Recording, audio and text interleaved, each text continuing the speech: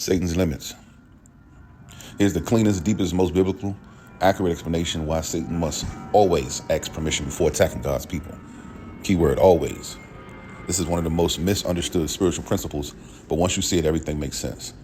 Number one, Satan is not God's equal. Remember, he's a created being. Satan is powerful, but he is created. He's limited, restricted, confined, under authority. He is not a rival to God. He is a creature, not a creator. Keep that in mind. Because he's created, he cannot act without limits, without boundaries, without authorization.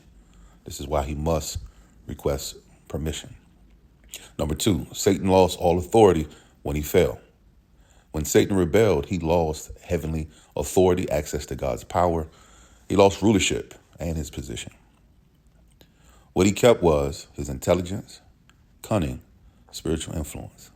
Always look at a man when he falls and look at the gifts he's able to have during that time. But authority was gone. He has influence, but no authority, unless a human or God grants access. Number three, God is the judge of the spiritual realm. Heaven is not a democracy. It's basically a courtroom. The Bible shows this clearly in the book of Job.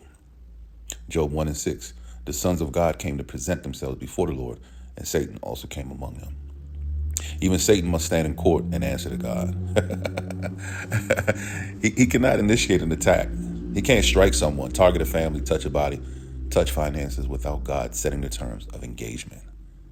This is like a spiritual chess match, but it's under God's authority. This is why the conversation in Job matters so much. Number four, Satan operates on legal grounds. Spiritual warfare is legal, not chaotic. Satan cannot just do whatever he wants. No, it doesn't work that way. He needs access, agreement, a doorway, a legal right. For example, Paul says in Ephesians 4:27, neither give place to the devil, meaning he needs a place, an opening to operate. He cannot just create that opening himself. Remember, he's still limited. Number five, God puts hedges of protection around his people. If you listen to the last message, we talked about the hedge of protection on believers' life. Job 1:10 is the key. Satan says, have you not put a hedge around him? Satan is literally frustrated because he tried to attack. He tested the fence. He circled Job. He looked for a crack. He searched for an opening, but he found nothing. So he had to go ask for the hedge to be lifted. If God doesn't lower the hedge, Satan can't enter. Period. This is spiritual law. Number six, God controls the limit of every attack. Look at what God says. Job 1:12. Everything he has is in your power, but do not lay a finger on him. Job 2:6. He is in your hand, but spare his life. Restriction. This shows Satan cannot exceed God's boundaries. God draws a circle. Satan cannot step outside that circle. The attack is limited, time, measured, and supervised. This is why Satan hates God, because he's restrained. Imagine that. Number seven, permission does not mean approval. God permitting an attack is not God attacking.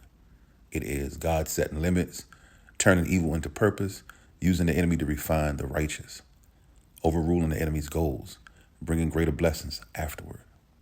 Listen, Satan wants destruction. God uses it for elevation.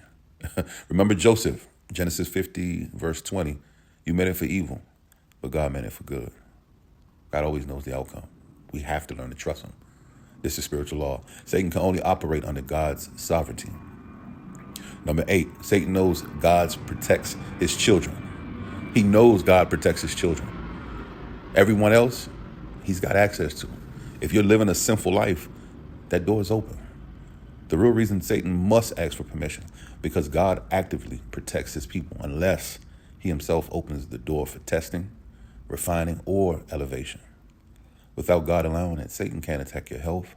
He can't attack your children. He can't attack your finances. He can't attack your mind, your house, or your bloodline. He can only attack with God's limits and for God's purposes. So, in other words, he's pretty much an employee, not an employer. Jesus confirms the principle again. Jesus tells Peter, Satan has asked to sift you as wheat. Luke 22:31. Even in the New Testament, Satan must ask. God must allow. Jesus intercedes. Limits are set. Satan can't even test Peter without requesting access. Period. Number 10, spiritual rank matters. Satan is a fallen angel. God is the Most High. The order of rank is God, angels, Satan, fallen angels, humans, with God's spirit outrank demons. Let me say that again. You have God, the angels, Satan, fallen angels, humans, we're here on earth, with God's spirit, we outrank demons. This is why Jesus could command demons with a word. They have no independent authority. None. Why Satan must ask permission? Because he is a created being. He has no sovereign power. He lost his authority. Remember that. God surrounds his people with hedges. God sets spiritual boundaries. Heaven operates on legal grounds. God's protection is real, active. Satan is limited in scope, time, and intensity. Every attack is supervised by God. And God always overrules Satan's intentions. Satan can tempt, lie, whisper, and influence, but he cannot strike without authorization. Period. Let me say that again. Satan can tempt, he can lie, he can whisper, and influence, but he cannot strike without authorization. This is why he hates you. Period. This is why he hates you, because your life is under divine protection, and he has no access without God's clearance.